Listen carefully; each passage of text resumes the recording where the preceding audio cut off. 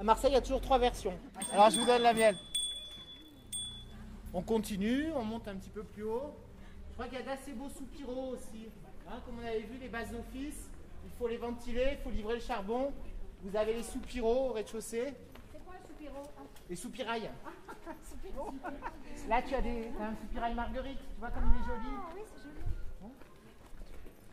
Nicolas, est-ce que c'est un carnage que de faire un crépi sur des façades en ciment comme ça? Mais les choses, elles sont comme on veut qu'elles soient. Moi, si je veux pas vieillir rapidement et être tout aigri, je suis obligé d'accepter les choses. Je vais pas passer mon temps à dire « Ah, que c'est laid, quel monde absurde !» Je voulais savoir si ça empêchait le mur de respirer et de faire du crépi sur... Mais ça dépend de la matière. Tu as des matières qui sont un peu perméables à l'air. Ah, d'accord. Regarde les soupirails, là, comme ils sont mignons. Alors là, on va regarder le numéro 32 et vous allez m'en parler, d'accord? Alors, contrôle de connaissance. On se met devant le numéro 32. On peut apprécier la beauté du petit renard en pochoir, là, en bas, entre les 2 fenêtres. Qu'est-ce qu'il faut dire? Oui, très bien. Oui, très bien. 3 fenêtres. Oui, très bien. Oui, très bien. Oui, oui, très bien. Le machin là. Alors, le machin. À la mode de Lyon. À la mode de Lyon. Oui, oui, alors Influence Lyonnais, c'est devenu marseillais. Donc vous avez le balcon au milieu du premier étage. Et comment ça s'appelle les pièces qui portent le balcon et qui sont en dessous? On fait ça au bébé malheureux. Non, c'est pas des cariatides. Oh, c'est pas les cariatides. Les cariatides, elles sont entières et féminines. Ouais. Au bébé? Ouais, on les console. Ce sont des consoles. Ah oui, des consoles. Les consoles, ça tient le balcon, les consoles. Et donc là, vous avez des consoles avec des têtes de barbons sages. Ah ouais. Voilà. Et on a vu les mêmes Rutières. Et puis vous allez voir les mêmes Boulevard Longchamp, etc., etc. C'est une espèce de type et on arrive à dater ça entre 1830 et 1848. Venez, on va aller au fond à gauche, Saint-Savornin à droite.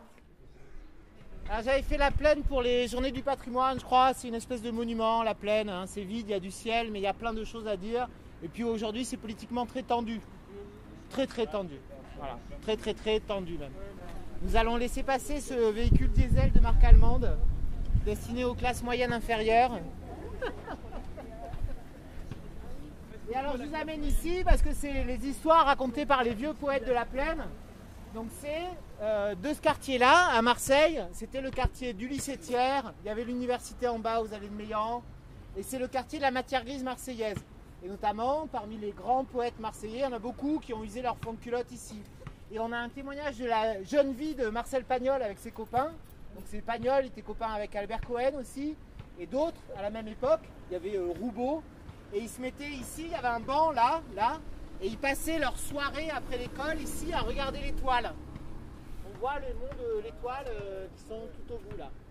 Voilà. Ben, il y a 1000 histoires à raconter, hein. C'est un lieu intensément riche de vie quoi. Et c'est l'acropole marseillaise. Hein. À la colline de la Garde, les sanctuaires sacrés et autres sièges de l'évêché. Mais au plateau Saint-Michel, les élites intellectuelles. Hein, et elle est ici, l'élite intellectuelle, en position d'acropole au-dessus de la vallée. Et des fois, les riches culturellement habitants de la plaine daignent descendre à mener la richesse de leurs compétences à la ville du Bas. Vous regardez, donc il y a le monument à Capaza et Fonder. Tout est marqué. Donc c'est les premiers qui ont traversé un bout de la Méditerranée en ballon. Ils sont partis de Marseille et ils ont été jusqu'en Corse, en montgolfière. Il y a le dessin de la montgolfière. Ils sont partis de la Plaine. Hein. Donc la Plaine, c'est un potentiel aéroport à montgolfière. Et évidemment, on les représente comme des vieux barbons. Et oui, ils ont fait ça, ils avaient 20 ans, mais on leur fait un monument commémoratif, ils sont tout vieux. Et vous voyez comme leurs têtes de vieux barbons sont comme 2 ballons gonflés à l'hélium tenus par la même ficelle. Et donc vous voyez très bien que c'est des plaquages de pierre qui font une espèce de, je ne sais pas comment dire, là, de monument symétrique, et que c'est sculpté en bas-relief très fin. À la fois les têtes sont très plates, mais tout est comme gravé à l'intérieur. Vous avez les nuages et les rayons du soleil qui sont à peine gravés comme ça là. Il a marqué son nom là, c'est Louis Bottinelli, sculpteur, qui est une des grandes gloires de la sculpture de Marseille au XXe siècle. On lui doit énormément de choses. C'était un sculpteur bourgeois, très délicat, très touchant. Il a fait les colonies d'Asie, colonies d'Afrique, qui sont à Languille, croupe offerte, comme ça, en bas des escaliers de la gare Saint-Charles. Ouais, vous voyez ces belles sculptures féminines, là, comme ça, là. La Jeanne d'Arc devant les réformés, vive Pétain, comme ça, là. Voilà. Et là, c'est Bottinelli des années 20. Alors, il y a aussi le bar des maraîchers. Voilà, donc, ceux qui ont lu la trilogie d'Iso Vous imaginez la Renault 5 1981 de Fabio Montal, elle est garée là en double fil. Mais je ne sais pas s'il gardait le contact ou pas.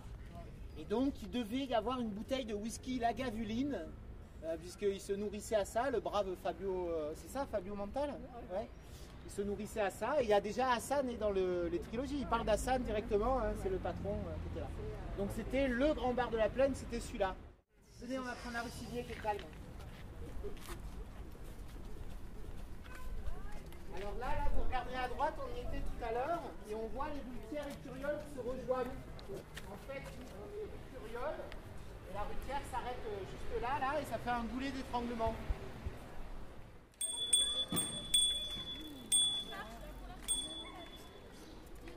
Allez, on y va.